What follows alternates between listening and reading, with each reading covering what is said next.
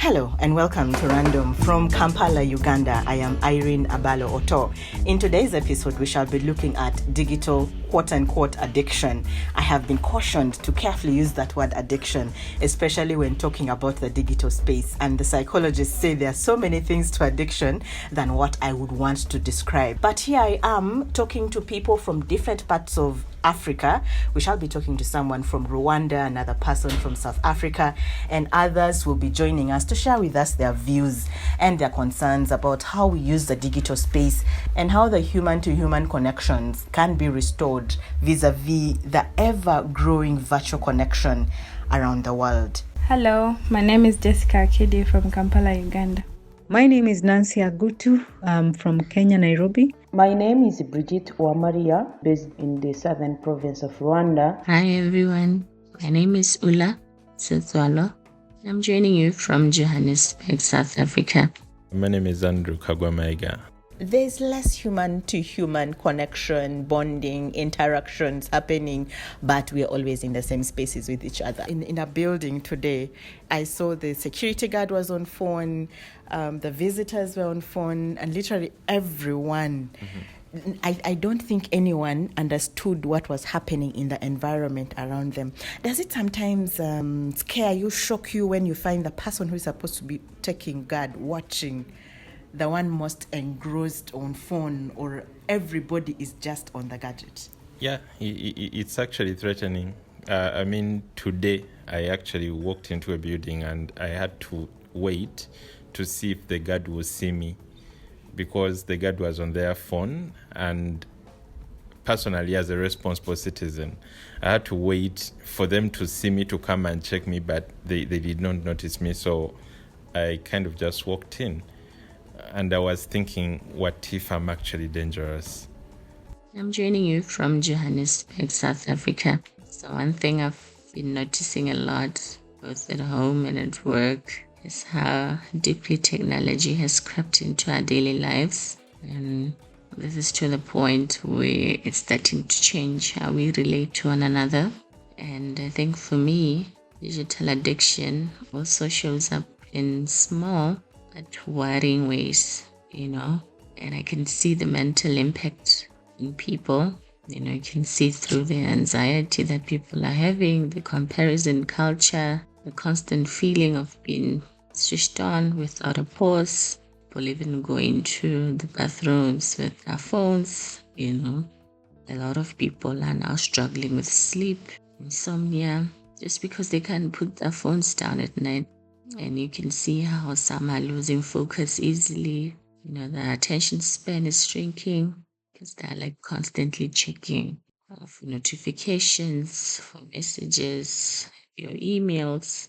I'm a media trainer, mentor. Today we are seeing a big number of persons that excessively use digital devices. They use these in a way that can interfere with their daily life, daily responsibilities, and also relationship. This is a kind of addiction that I can say that it is really related or similar to other form of addiction.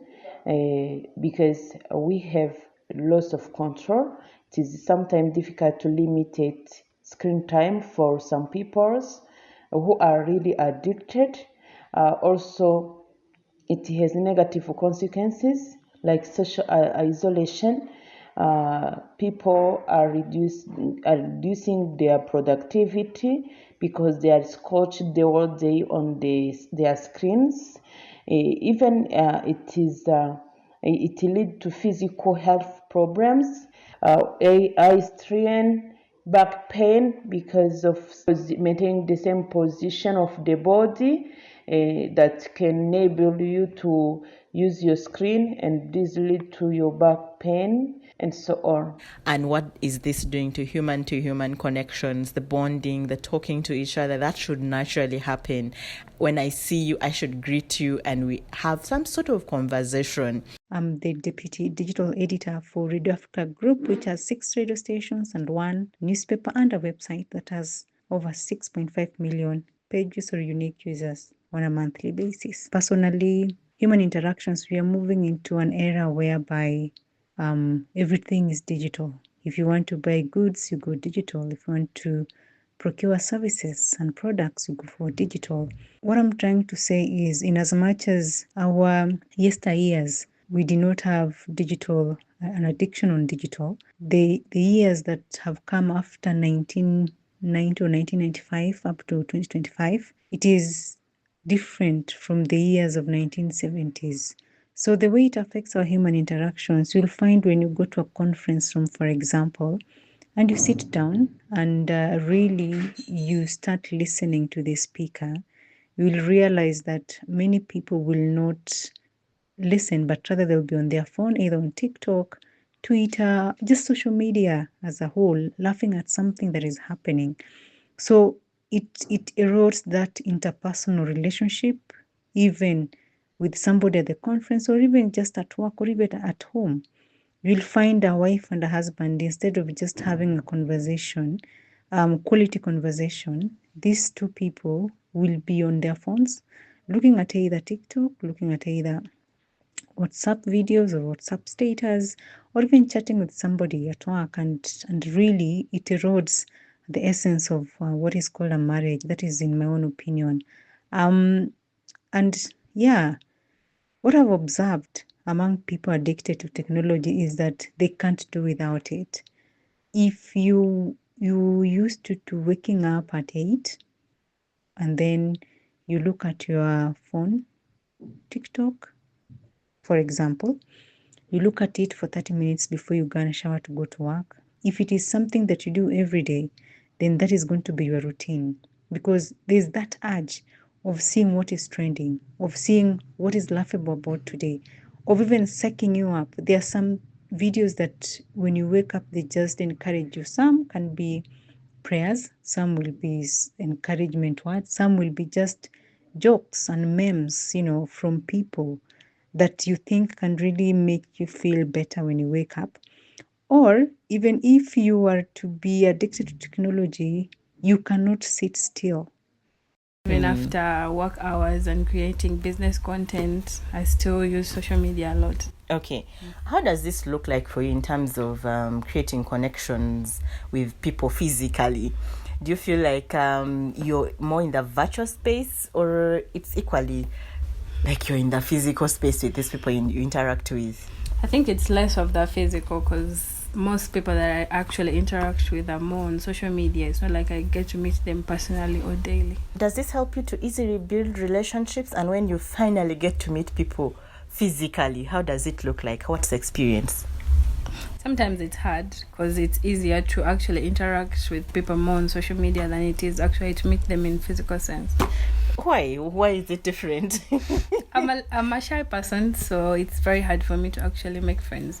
So it's easier for me to actually communicate with people more on social media than meet them in physical life. So yeah. But sometimes it's not just the phone. It's any other gadget that you could be using. It would be your laptop, it would be your tablet, it could be TV. Like literally every time are you on a gadget? And how much of your time do you spend in a day on your technology, on your gadgets? So today I am with someone who deals with the mind, how we think, our behavior and everything. Samuel Setumba, he will introduce himself. It's a pleasure meeting you today here in this beautiful space. We are actually seated at Commercial Plaza, Ginger Road, and the city is just below us, Kampala City. Introduce yourself to us, Samuel. My name is Samuel Setumba. I'm a journalist of over 20 years, but also a professional counselor of over 13 years, coming to 14. It's a very interesting thing, and we call addiction. I'll put addiction in quotes because the people who are actually addicted, and it's a problem. You wake up in the morning, the first thing you start with is your phone, perhaps. Maybe it's even the alarm on the phone that wakes you up. Then you pick it up from there. How do I know that I am addicted to my gadgets? In this case, in this context of addiction, is there a way to define it and then maybe describe it so someone can understand? The reason why typically anyone would wake up and touch their phone is because they are looking for something. It's not the phone itself. It's what you are looking for on the phone. If you want to check on WhatsApp, probably you want to see communications that happen while you slept. Maybe somebody started communicating at 4 a.m., 5 a.m. Some people wake up early and you wake up at 6. You want to see what happened in between there when anything happened. In the old days, our parents and even perhaps some of us who are older used to switch on the radio. Not normally TV, but radio, to find out what happened while I was sleeping.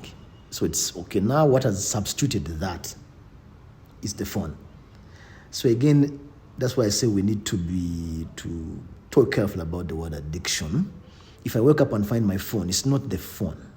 It's not even WhatsApp. It's what I'm looking for in WhatsApp. And that is what? Information. That's normal.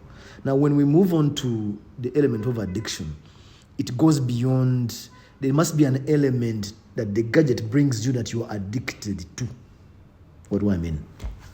Some people are addicted to games, online games.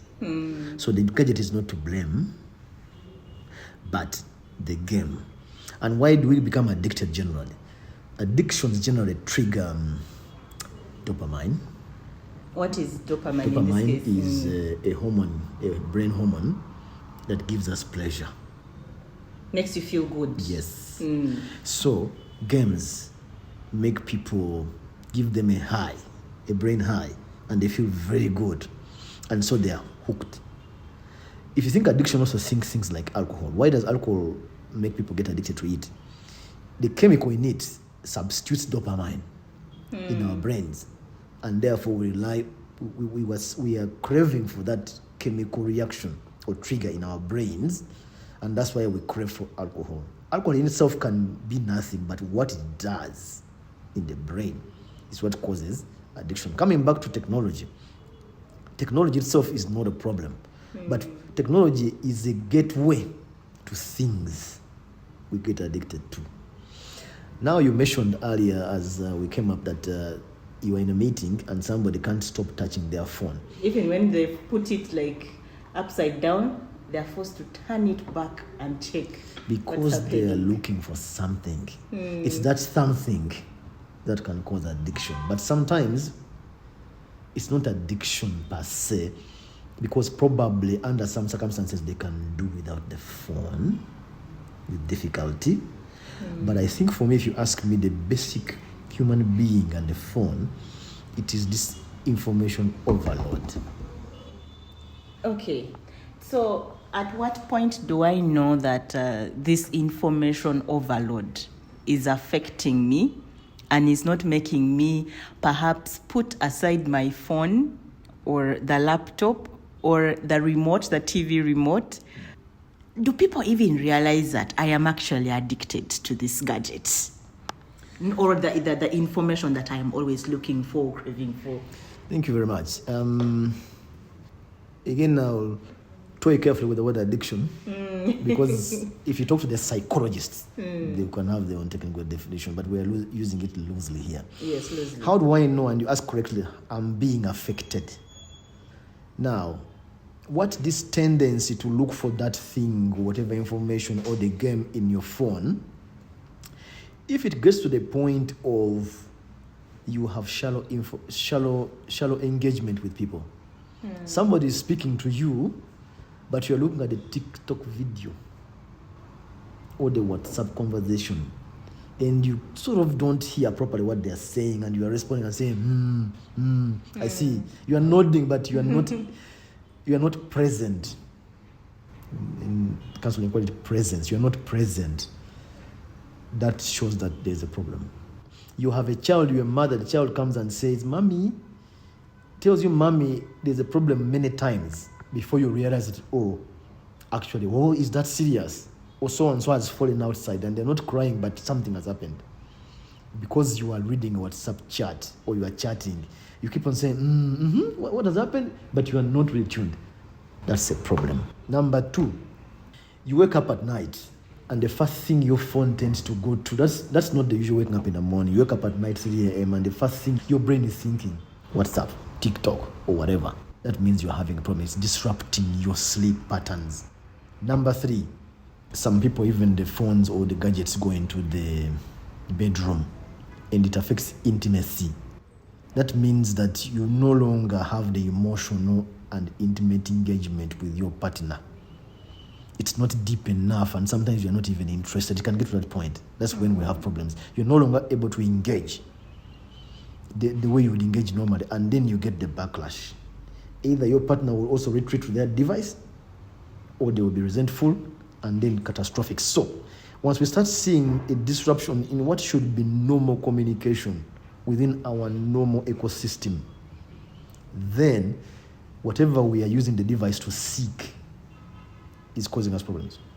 Okay, so let's say, for instance, you're this person who I see people who send messages at 2 a.m., 3 a.m. I mean, there are some groups I'm in and people don't sleep. And I'm like, what have people been discussing the whole night? Was something that burning that people had to talk about it the whole night? And only to realize it was banter, really, nothing much. So what would make people stay on these gadgets? I mean, I know you talked about the dopamine and all that. I'm thinking, could it be that someone doesn't have sleep? Is it a gadget making them not have sleep, or they just don't have sleep? Is it isolation? What exactly is happening to make like some groups stay awake day and night? And you're wondering, when do people ever sleep in this group? And most of them are in the same country, nothing like time difference. That's a good question. Devices in their own right, and this is scientific, the light from your phone or your laptop disturbs your brain's chemicals which institute sleep. If you're supposed to sleep at a certain time and you keep looking at this device, remember normally the light from this device is white, and yet when we are sleeping we close our eyes. That means we have affinity towards darkness. Now if you force this light to keep on coming to your eyes, it's going to inhibit the brain chemicals that cause you to sleep, and either delay it shorter or longer for a longer period. And the more you do it, the more the brain picks up a new rhythm. A new rhythm meaning like now you cannot consistently continue your pattern of sleep. Yes, exactly. It's disrupted. It forms a new pattern of sleeping, and maybe you start sleeping at 4 a.m. Yet you have work at 7, 8. Exactly. You have to be out of the house. And that's when you get stress and other related issues. Now, you ask me what keeps people awake. First of all, there's that light. But also, in the era when the device has come up and it's people are loving their devices, let's not forget also there's the background factor of loss of social cohesion. If I have a problem I can't solve with my partner, my wife, for instance, now what do? Those days I could toss and turn and try to figure out how to solve yes. it. But now I retreat to the device, TikTok. You can watch TikTok forever. There's no end to it. So now devices are becoming a refuge or an escape for people who have, for some reason or another, not sleep. Sometimes people who do those things, by the way, Irene, who talk on those groups, can be in bars. These guys are in bars and there's music, and then the guy goes to the phone and starts getting hooked. As he takes more alcohol, he feels like chatting. So it can be a problem, it can be boredom, it can be a trigger, it can be a situation, and we use the device as a retreat because there are people there. It's a way to engage other people who are maybe awake. So yes, the light factor, as the science, the light in your eyes can make you not sleep, but increasingly social fabric is being corroded and eroded by many other factors, and therefore the devices are our retreat. But when you talk about this retreat and social cohesion, I mean, I am in a group of 500 plus people. Some people are in groups of 1,000 people, and they keep chatting and talking to each other. And there are those who are hyperactive every other time. What's the difference? Because when you're chatting, people believe you're chatting to a community that, I don't know whether they know you, they don't know you. What does this community look like that we run to every other time and leave our unresolved issues and continue with this other community that perhaps may not be very present in real time? this is a downside to social media. Social media is media that allows us to come together. There is not too much stress in chatting. You just say what you say, the other person responds. Compared to meeting me face to face, you are going to look at me, assess my mood. On social media, you don't assess anything. You don't have body language to look at. You simply type. And there you can type and get away with things. Communication is no longer difficult. It is so easy until we are lazy about it. So therefore, you meet a group, you feel bored, you have unresolved issues, you are going to go there and chat away. And you are not alone who is in similar situation. You are going to meet people in similar situations, and that's going to pull you together. You don't see me, I don't need to do anything. I just type. You type back, we put emoji. It is very easy. So the ease by which now we communicate by these configurations on the devices, technology itself, makes communication, in fact, not deep, makes it easy, and that's the downside to it. That's why people can chat the whole night. And by the time I realize it is, oh my God, 6 a.m. You talk about communication being deep, and earlier you said someone can be in the same space with you, perhaps even in the night you can be in the same bed with a person, but really you're not connecting. Your mind is elsewhere, the person's mind is elsewhere, and that perhaps affects how you then begin to relate with the people physically present with you. One time we were having a conversation and we said, if people were to say the things they say virtually, physically, do you think people would have the boldness, the kinds of words they say virtually, physically? And would that then, in a physical setting, affect or improve how we communicate with each other? Because we're always happy people on social media. It's rare that you find sad people on social media. No, it's not possible to compare face-to-face communication with social media or device-enabled communication, which is not in person. It is not. And you realize then, if you were to up the game on the communication devices and put video, something changes. Or even two-end audio, meaning I'm speaking, you're speaking. Even that, typing. People say things, the mind does not think the same way when I'm using voice and sight in the same way as I'm typing, unless I am very, very deliberate.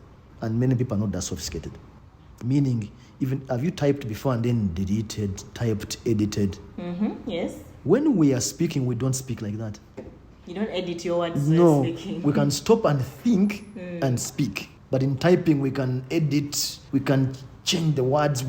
Basically, the wavelength in terms of text and visual audio is very, very different. It gets even more challenging in person.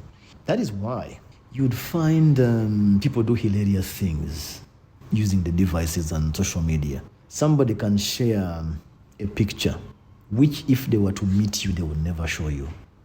But they have deliberately put it out. Yes, they can share it because this social media affords a certain permissiveness and carelessness even, without realizing that it's going to be telling about you.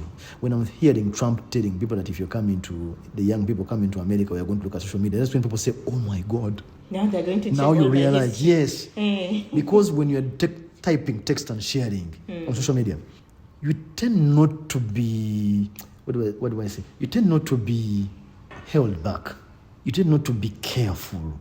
You tend not to think the world is seeing and watching beyond what you're saying. It's the dopamine perhaps taking charge. Yes, not even dopamine, is just the downside to this communication. We let our guard down, where if you were in person, would have thought twice. We get carried away by the emotion. The other guy has written a comment and it's attacking you, but you actually don't know whether they have typed it when they're smiling. You don't even know whether they're actually deliberately provoking you. But if you were in a person, the other person spoke to you and you see their face, your brain processes everything you see and determines how you're going to respond. But in text, you don't see anything. You just read text, an emoji, and you don't know anything else. That's what you respond to. So it's a downside to this communication model. The emotions that bind us humans to each other, you say from that explanation is lacking. How do we bring back human to human engagement in now a situation where we are seeing people are more attached to their gadgets than to the fellow human being seated next to them?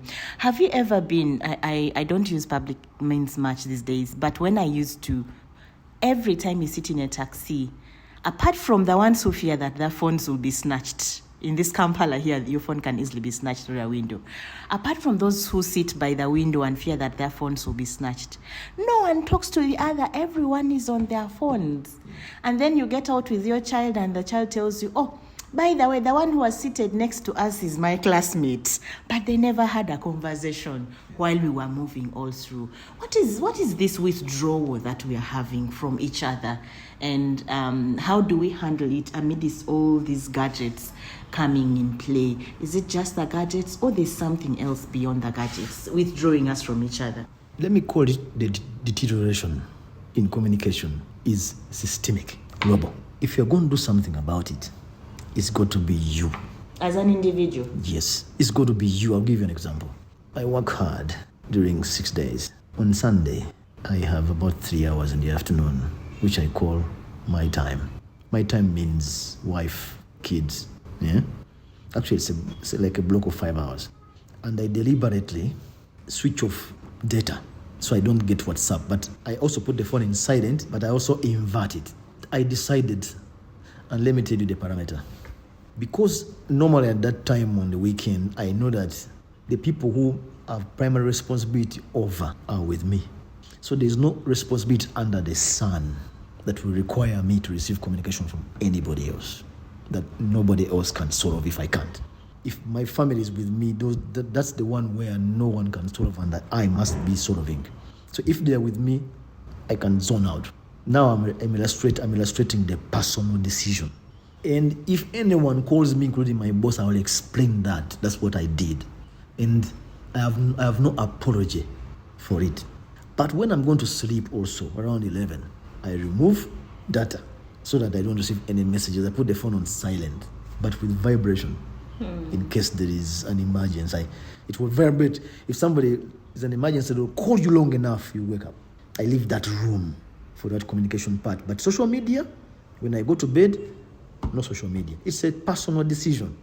I could decide to give in to a tendency to want to see, but I'm thinking, what do I want to see? Unfortunately, technology came and it has its downside. We are all talking about the plus side of it, but we tend to downplay the downside. And that's what's corroding our communication styles and therefore social fabric, if you like. To answer you directly, this can be an individual issue, and I can talk to guys here, especially where is the danger? Family connections. Like if you are at dinner, it's a social media safe zone. We agree. Kids, parents, phones, data off. Time to eat. And then, talk to each as other. we eat, we talk. Eventually, it will start like a stress issue, especially with the kids who are teenagers. They'll be like, this is boring. But eventually, they will catch on and look forward to it. But you see, that is deliberate. You can decide that when I sit in the boardroom in a meeting with my colleagues on a certain discussion, guys, phones off. Okay, not phones off, but phones inverted. I don't understand. I see you do it in training a lot. That's a decision. And we are trying to push back as individuals, as clusters. But the problem is systemic. Society, I'm not a cynic, but I know society is broken. And unfortunately, they have got somewhere to run. And where they are running is not also very meaningful. These devices, they give you a certain sense of false refuge. Eventually, you have to go back and face your problems, but you don't know where to start from. From a mental health standpoint, this is one of the complications of our job. You've buried yourself in the phone. You've been communicating. I hear people ask for advice on social media on what they should do about their situations.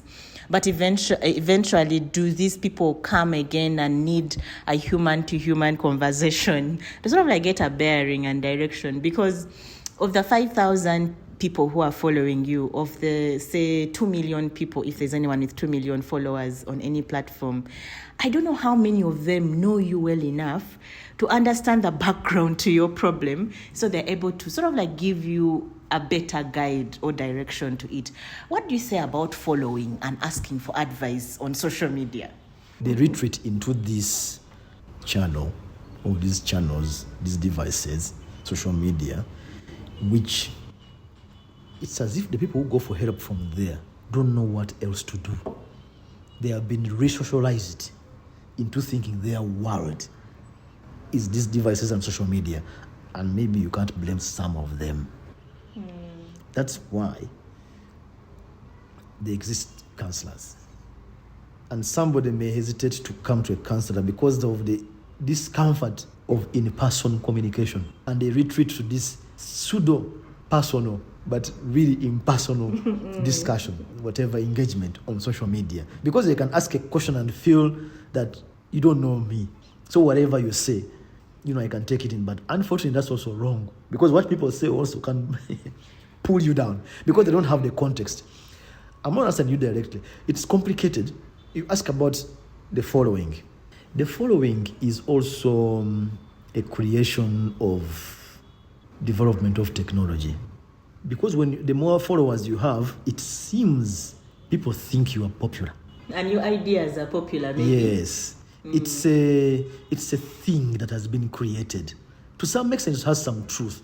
But I tell you what, I have met some people who are being followed a lot on social media. And when I meet them, the persona I see on social media channels is not the person I talk to, because I'm a counselor. I speak to you like, I dig deep a little bit, and you don't know that I'm get into the mind. Yes, and I'm seeing this person, I'm more simple. They're simpler than the persona we see there. So there's a persona that is probably exaggerated sometimes, or curated to fit a certain profile that appeals to the pseudo friends that are there. I'm not against it. Look, I also have followers, but personally, I don't get carried away. I like building interpersonal relationships. Sometimes when we do on WhatsApp, I am very careful even now I communicate with people on WhatsApp. The emojis I use, I will need you when I communicate on WhatsApp to feel that I am connecting with you. So I choose my words carefully. But in the end, I would like very much to call you. And have an audio conversation. Voice, yes. And finally, we meet in person. I want you to meet me on WhatsApp and then not be disappointed when you meet me in person. How do you keep, sorry to interrupt, Yeah.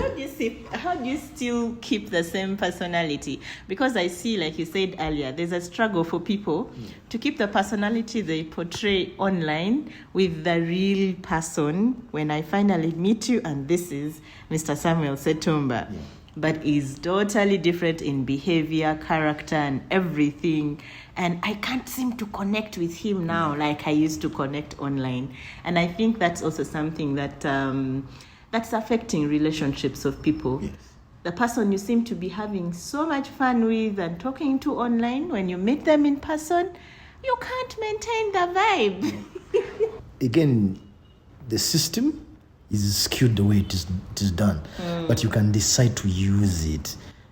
Coming back to what I was saying earlier, why do I choose that when you meet me, you are going to find the same pattern of speech and feeling? The words I use on WhatsApp are the words I'll use in person. Only that now you'll add a face. Do we still get the good Luganda when we meet you in person and then on social media? You see, communication is also a bona fide communication is a root of how we feel. And partly, if we're not hypocrites, who we are. So we can decide to branch away or divorce ourselves from the trends that the world is taking in terms of using this social media. We can actually flip it and use it in a different way. In the beginning, it will look as if we are going against the tide, but that's what sets us apart. These tools become these tools become channels to build genuine relationships. Because if you meet me on WhatsApp and meet me in person and we are correlating, you're likely not to forget me. Because every other person you meet, there's no correlation. There is a gap in between the person online and the actual person. And for me, it comes from personal value system. I live to be trusted, and therefore, if you don't care of being trusted, maybe you're going to become a victim of the trend of the world. But if your value system cares about certain things, even social media can't take them away. In fact, if you're deliberate, you can use social media and all these gadgets to amplify that. And you do stand out in the world, not for the sake of standing out, but in a bona fide fashion. If I'm a counselor, to be trusted is an asset. So it better be that the way I use the gadgets and myself align. It's a principle. So I'm using what might be a disadvantage to an advantage. Because over time, the best people who are going to thrive in the world are those who are able to not succumb to the downside of these gadgets and these systems, I think. Okay, thank you. And perhaps the people who are going to thrive in this world are those who are able to connect in human-to-human conversations and not just in the virtual spaces. Teaching people how to communicate with other human beings. Can you imagine? I was in Japan some time back, and what you see here, and that was like almost 20 years, like 18 years ago. I was on a train and everybody was with earphones. These young people. That is 18 years ago. It is arriving here. That means we're not getting better. Human-to-human connection, there's a course in the Japanese universities to teach you how to communicate with other human beings. That we are getting there. I think the best way of getting people back to human interaction is cutting on the internet usage. And that's something we might not be able to do for ourselves, but someone might have to push our hands. Personally, I like it when power goes off at home, because whenever power is off, my internet is off, the one I pay for, and I rarely buy internet for the phones, and usually that's the time I actually talk to people around. That's the time I usually talk to my neighbors. So it might be bad that Umeme left and we were back to UEDCL with more unstable power, but whenever it's off, we are human again. It's like it's 1998 all over again. You can actually try to balance it with day-to-day activities, maybe take walks or, certain things, or just interact with people more in general than spending more time on our phones. At home, family can set like no phone zone or times, and also to schedule the time, specific time to use the phone or the digital devices, and the time that you can use them. So we can call it like a digital detox, times where everyone switches off the devices and engage in a real life activities. Our workplace, we can promote like face-to-face interactions, like brainstorming meetings, and we can focus on that time. We can also at our workplace limited the time of using the telephone, the smartphone especially. Also parent, managers, and the community leaders can set the tone of being present and prioritizing real connection. This is what I really call lead by example. We have also to encourage empathy and active listening, reminding people that technology is a tool, but relationships thrive on attention, presence, and empathy. I'm currently watching Big Brother Niger season 10, and I realized that they're not allowed to use their phones. I think it's for a period of like around 15 weeks. And from the observation, you'll see many of the people within that particular program, they sit and they're bored because they don't have that gadget to give them some kind of fulfillment, that you can't talk to somebody, that you can't chat, that you can't play a game, that you can't look at something and laugh at it. It now forces you to have a personal discussion with someone. So it is an addiction that is almost everywhere, and even for laptop, or any device for communication, this is very evident. What I think can be done really to ensure that technology does not erode human connections and face-to-face bonding is use technology but use it sparingly. Put time. For example, if you know you're supposed to go to bed by 10 p.m., it's fine. You can use your phone, but when it reaches 10, just go to bed. Do not look at your phone again for another 1 hour and sleep at 11. It's about discipline. It's about how can you even help yourself as a person, because truth be told, in as much as technology is here, it affects even our eyes, because if you're used to just looking at your phone, looking at your laptop, looking at the television now and then, most people right now have spectacles because of the light that is emitted even from the machines. Yeah, I think it's time people start to create healthier boundaries, just simple acts like face-to-face conversations without the interruptions of phones. You just put it away a few minutes or seconds and just give people your full attention, and maybe get like device-free breaks, especially at work. Instead of emailing your colleague, just walk up to them to the office, have a conversation or talk to them directly. At home, we just need to set aside devices and just engage in conversations and enjoy being together. And that is Random with me, Abala Ainoto. Till next time.